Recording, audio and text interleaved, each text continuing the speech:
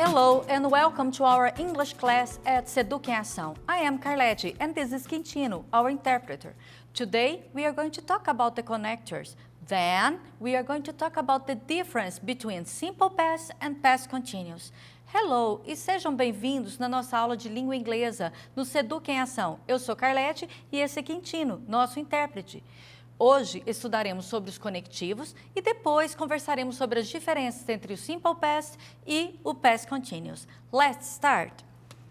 Bem, gente, para falar sobre conectivos, que são os connectors, as linking words, você tem que prestar bastante atenção. Primeiro, para que elas servem? Bom, quando você vai fazer uma colcha de retalhos, observe nesse desenho. Você está vendo que ele usou a renda para poder amarrar os retalhos, não é isso? Então, para colocar nas frases, nas orações, para que elas tenham sentido, os termos, você tem que usar quem? Os connectors, as linking words. E aí, então, para que elas servem? Conectar ideias. Do que, Carlete? Entre palavras, entre substantivos, adjetivos. E aí, como é que elas funcionam? Olha isso daqui.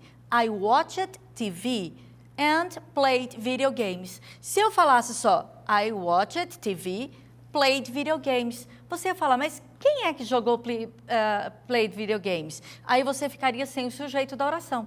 Mas quando você põe esse and, ele serve para ligar os dois verbos. Se ele está ligando os dois verbos, ele é o quê? Um conectivo.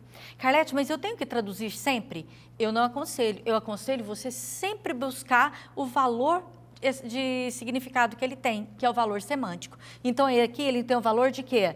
Adição, que é o meu sujeito, I, ele tanto fez watched TV, quanto ele o quê? Played video games. Então, tá somando. Vamos ver alguns outros exemplos? Bom, nós temos aqui, and John was studying. Ok. Mary was watching TV. Para nós unirmos as duas orações e formar um período só, nós vamos colocar John was studying and Mary was watching TV. Olha nessa segunda frase. Peter went to the party. Bom, ele foi à festa. Quem vai à festa vai para quê? Se divertir. Mas olha o finalzinho da festa, ou da frase, desculpe. He did not have fun. Ele não se divertiu. Então, essa frase aqui está sendo o oposto, está sendo o contraste do que foi dito anteriormente. Por isso, nós usamos o connector but. E essa outra oração? Sarah woke up early. Lembra? Sleep, woke up. Então, ela woke up early. Mas qual foi a razão? Qual foi o motivo dela ter o woke up early? She had to go to the doctor. Então, aqui, nós estamos usando um conectivo que serve para quê? Para dar a razão dela ter o quê? Woke up early. Então, because she had to go to the doctor. Na próxima, nós temos he did math exercises. Né? Ele fez os exercícios. E aí, ele guardou os math exercises e foi ride a bicycle? Não. O que ele fez? He studied for the exam. Então, eu tenho uma sequência que eu preciso ter um conectivo para ligar. Qual que é o conectivo? Then. Then he studied for the exam. So, consequence. Você ficou lá dias e dias estudando para a sua prova. Então, you studied a lot. Se você studied a lot, o que vai acontecer com você? You got a great grade. Olha aqui, A. Então, você, so you got a great grade. E after, before. After winning the prize, like Mega Sena, she became famous. Big Brother, after Thelma won the prize, she became famous. Ok? Bom, gente, aí você vai perguntar, mas por que eu vou saber isso? Eu vou ter que decorar? Não, gente, vocês vão lendo aos poucos. Vocês estão no 7º ano, até chegar lá na frente, vocês vão acostumando com todos os conectivos e vão observando no seu dia a dia. É muito importante vocês estarem observando nos textos. Mas antes de nós lermos textos, hoje, nós vamos revisar os tempos verbais, o simple past e o past continuous. Bom, vocês lembram que o simple past, aquele tempo verbal que a gente fala de uma ação acabada, que acabou lá no passado. Então, lembra que ele é formado com ED ou com os verbos irregulares, que nós precisamos do did. E nós lembramos também que o past continuous é uma ação que estava em progresso no passado. Se ela estava em progresso, então o meu verbo vai ser formado como o verbo to be, o sujeito, o verbo to be e o outro verbo com ing. Mas e aí, Carlete, quando eu tenho esses dois tempos verbais no mesmo período? Você vai observar o seguinte, que eu tinha uma ação que estava em progresso, olhem aqui pelo desenho, ela estava acontecendo e aí alguma coisa interrompeu ela. E isso é importante para vocês darem significado ao texto de vocês, para vocês observarem qual que é a ação que estava em progresso e aqui interrompeu essa ação. Então, olha aqui, ó, I was eating dinner when he called me last night. Então, tem uma ação que estava acontecendo quando foi interrompida por outra. Carlete, qual a sequência que eu tenho que colocar? Tanto faz. Ou eu coloco primeiro, mas aí eu tenho que colocar uma vírgula, e depois eu coloco a do past continuous, ok? Vamos ler os textos agora? Bom, gente, aí tem muito aluno que fala assim, ai, Carlete, mas eu tenho dificuldade para ler. Lembra da aula passada que nós falamos das palavras conhecidas, das palavras cognatas, do layout do texto, que são os elementos não verbais, eles estarão sempre ajudando vocês. Mas tem outra coisa que nós temos que aprender a fazer, que com isso a gente vai ficar mais assim autônomo no aprendizado de língua inglesa, que é aprender a fazer inferência de significado da palavra dentro do contexto do texto. Então, é muito importante que ao ler o texto, você observar, ah, eu não conheço essa palavra. Ah, essa palavra aqui, será que tem realmente aquele significado? Mas eu vou olhar pelo texto, certo? Lembre-se de estar olhando. Esse texto aqui, gente, e o próximo estarão na aula, no portal Net Escola. Então, depois, na hora que vocês forem fazer as atividades do portal Net Escola, é muito importante vocês estarem observando. Olha aqui. Did you finish your book, Jill? Yeah. Olha aqui, no a yes or no question, lembra disso? I'm impressed that you read all 8 books in the series. You must have really liked them. I did, until the last one. I don't like how it ended. After, lembra que eu falei para vocês dos connectors? After such an epic story, with so many great characters, I was expecting so much more. Então, ó, after. Well, all you need is a pencil and, olha aqui outro conectivo, and paper.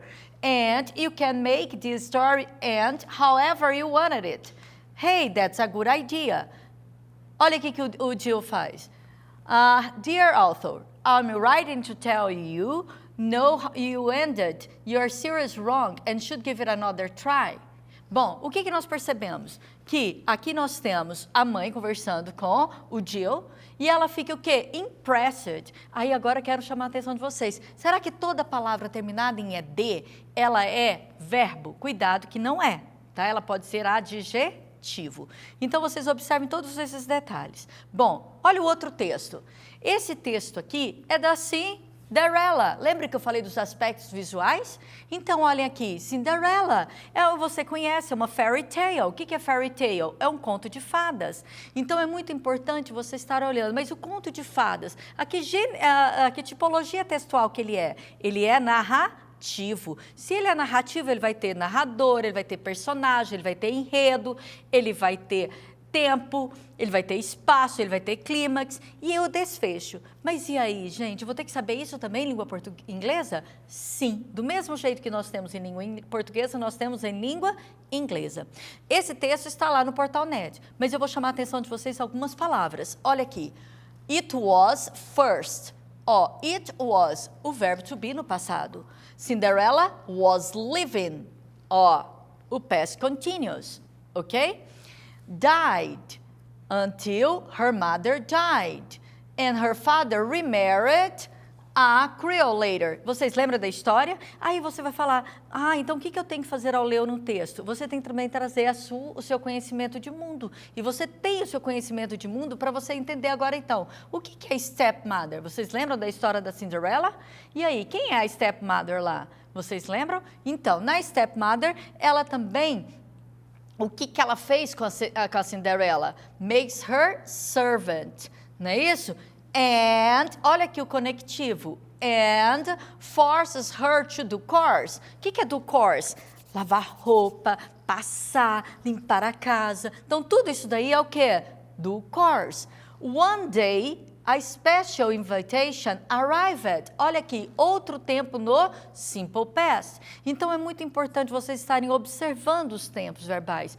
Ah, Carlete, mas tem uns tempos verbais aí que eu não lembro, como o is, makes. Ah, gente, isso aí vocês estudaram lá no 6º ano, que é o simple present, para descrever um hábito, tá certo? Então, aí agora nós vamos chegar aqui, ó. At that moment, a fair appears and grand Cinderellas. Vocês lembram o que é fairy? Vocês lembram quem que chegou para Cinderela quando ela queria ir para aquele lugar? Então, é a fairy appears and grand Cinderellas wish to attend the ball. E aí, o que é ball aqui? Será que ball aqui é bola? O que será que é ball aqui? Nós temos que pensar. Então, dressed in a beautiful gown, she arrives at the ball. Olha aí, boa, Cinderella arrives. Arrives é o quê? Chegar. Ela chegou onde? Na ball. Será que ball é bola, gente? Então, nós temos que prestar atenção. Ball aqui não é bola. E aí, o que é ball? Vamos ver? Olha aqui, lembra o fairy tale da Cinderella? Onde que ela chegou? Nesse ball. She arrives at the ball. Conseguiram entender que esse ball aqui não é bola, e sim o quê? Baile. Então, agora, eu falo, she arrives at the ball. Mas e esse aqui não é ball também, Carlete? É. E aí nós vamos voltar num conceito que a gente tem em língua portuguesa e que nós temos em língua inglesa, que são as palavras polissêmicas. Ou seja, uma palavra tem diferentes significados e vai depender do contexto para nós entendermos. Vamos voltar lá naquele slide? Então, vamos lá, ó. A fairy appears and grants Cinderella wish to attend the ball. Então, o que ela fez? Ela não fez com que a Cinderella, o desejo da Cinderella fosse de ir até a ball? Vocês viram lá qual que era a ball. Então, olha, ó, she arrives at the ball and becomes the center of attraction. Attraction é uma palavra cognata, né? Então, ela foi as atrações. Então, aqui ó, nós temos as palavras polissêmicas, tá? Para vocês prestarem atenção. Ou seja, palavras têm diferentes significados em diferentes contextos. Pile, pilha. Olha, pilha em língua portuguesa. Bateria, battery, aqui em língua inglesa. E bateria em língua portuguesa, nós temos aqui drums. Bom, gente, por hoje é só. Lembre-se de que essa aula ficará disponível no portal Net Escola.